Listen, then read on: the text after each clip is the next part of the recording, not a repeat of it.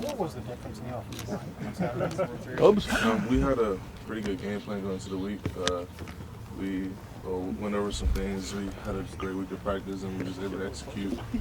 And how much was, I mean, you're an inexperienced guy, kind of, but not a young guy. But some of the young guys, how much development did they make? Was there something that the veterans did to kind of bring them along and make sure they were up to speed? Just keep improving every week. We've been trying to do that, keep getting better and better. Coach Studd stays on us every day in practice about doing little things right, and it was able to show on Saturday. How much more have you worked on pass blocking in recent weeks than, say, run blocking? It's the same, but we're just trying to make sure we fix the little details in our pass blocking sets and things like that. But that hasn't really changed. Like, we haven't focused on one more than the other. They're both key parts. We're a run first team, and then we set the pass up with the run. So Urban said he's been emphasizing pass blocking. So in what ways, if you're still working on it equally, in what ways is the coaching staff emphasizing it? just they're critiquing us like really hard on our techniques and things like that, and making sure we're doing the right things. Jamarco, what was the offensive line room like the week after the Penn State game? We kind of dropped the ball a little bit. We had a rough game, and that's not who we are. We protect the quarterback and we run the ball, and we take pride in that. And so, we had to regroup and get focused and go out and get ready for that game last week and then this one this week, and we were able to do that. I mean, it seems like you guys turned a corner very, very quickly. There wasn't, there weren't any growing pains in that. I guess, how does that happen? It wasn't so much as, it was small things that we were doing wrong that were fixable. And, I mean, we still have mistakes, so we still fix, like, every week. We still see stuff in film that we need to correct. But it wasn't, like, major things that was wrong. It was just small things, and it all came out at one point, which you don't want that to happen, but it did. And it's kind of a good thing that it happened because it came out better early than later in the season. And so we were able to correct those things. Can you give an example of one of those little things? Just footwork on pass pro. Footwork is really important. So that was one of the big things that week. Jamarco, when a game like that happens, I think people just sort of naturally look at the tackles because you guys are kind of on an island out there. I'm just wondering, it's your first season as a starter. It's the first time you've maybe kind of felt the heat in that way. I'm just wondering what it was like for you to go through that personally. It's part of the game. Like you said, playing tackle, you're on the island, and you have to be able to protect that island in a way. But it wasn't. It's just a part of the game. You can't dwell on it. You gotta learn from it and move forward. They played games with you guys, though. I mean, they ran some stunts and twists and things like that. And until you go through some of that, do you really, you know what I mean? You have to experience some of those things to get used to them. You know what I mean, Jamarco? Yeah, definitely. Like I said, it was a great learning experience. You hate to have it happen with the loss, but it was great to learn from. We got to watch the film and fix those technique errors, so that was good to learn from. And what was it, in what regard? Is it more of a be patient? I mean, or be alert? What were the things you really had to, to realign, so to speak? Some of both. Seeing stuff early from the defense, and then like I said, like footwork and things like that from a more technical standpoint. Okay. Billy Price is pretty respectfully combative when he talks to us. It makes me wonder what he's like with you guys. Billy is the guy like people go to, any problems. Like the first thing I remember from Billy was my first summer. We was working out and we do like push-ups in the workouts, and I couldn't do any more push-ups. And Billy crawled underneath me and like did push-ups with me on his back. Like that's my first memory of Billy. That was like my second week here.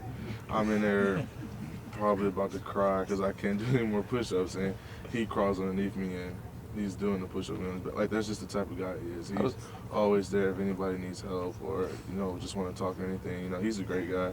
I love Billy. Well, How does someone react to that? How does someone like you react to that? I mean, it just shows like the brotherhood we have. He didn't know me really. It was like I said, it was my second week here, and I didn't really know him. But like for him to do that, like to see me struggling and to care and to try to help me out when I was really struggling, that was just it showed me like what type of people were here, And so it was just a great feeling to know that somebody who I didn't really know that well had my back like that. We've been told Billy's the strongest guy on the team. Is there even a close second? No. Who would be Davon. second? Davon probably. Devon's a strong dude, but yeah, Billy's definitely the strongest. Jamarco, after a game like Saturday night, as an offensive line, how do you guys go back and assess like kind of where things are? You know, you guys took a lot of heat the Penn State game and all that, and then you threw for almost 300 yards and 4 touchdowns on Saturday. You know, each game you still have things you can correct. Like there's no such thing as a perfect game. And Coach Stud, you know, as soon as we walked in the meeting room yesterday, he was screaming at us about stuff we was messing up. So it's always stuff to fix. There's no such thing as a perfect game. So we looked at the film yesterday. We have some things to correct, and you know, just keep moving forward and get ready to play this game. So there wasn't any positivity from Coach Stud Oh after no, it not was allowing a sack or anything. It was definitely positivity, but he's like he doesn't want us to rest on what like we accomplished. He wants us to keep improving. So he demands a lot out of us. You go through obviously a huge win, and then everyone's already fast forwarding outside the building to the Michigan game. How do you guys make sure that does not happen with you guys? If you focus on Maryland, then you focus on Michigan State. You know, Coach Meyer does a really good job of making sure we focus on each opponent. You know, and so we can't look past anybody.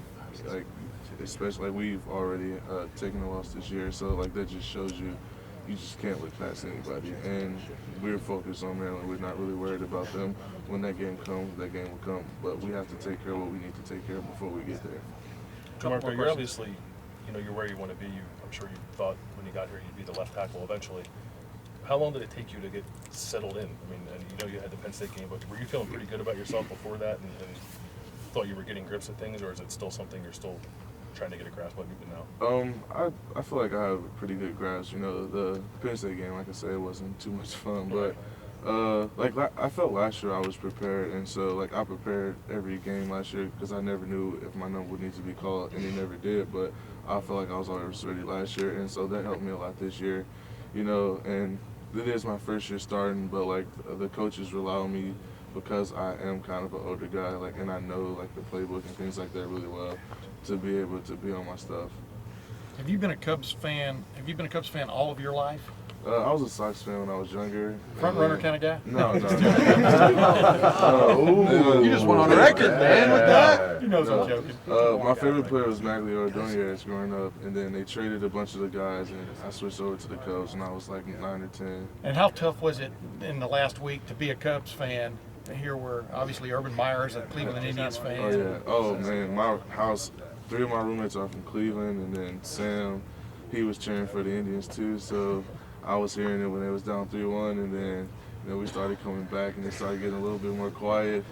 And then I was the one celebrating. And then how sweet was it at the end for you? It was great. You know, I stayed up late. Probably shouldn't have, but I stayed up to make sure I watched the ending of that game. It was just a great feeling. And then seeing like all the people back home who I'm still in touch with, they went to the parade and things like that. It was just looked so much fun. Wish I could have went. But Just keep rubbing it into everyone. Who are your roommates? Kyle Berger and Sam, and then 2 other people that go here. Okay. Is Sam a bitter Reds fan? He's a Reds fan, but he was cheering for the Indians. Calm down, Joe. All right, thanks, There you everyone. go. We need to get Pat in here. Thanks, Jamarco. No Reds fan.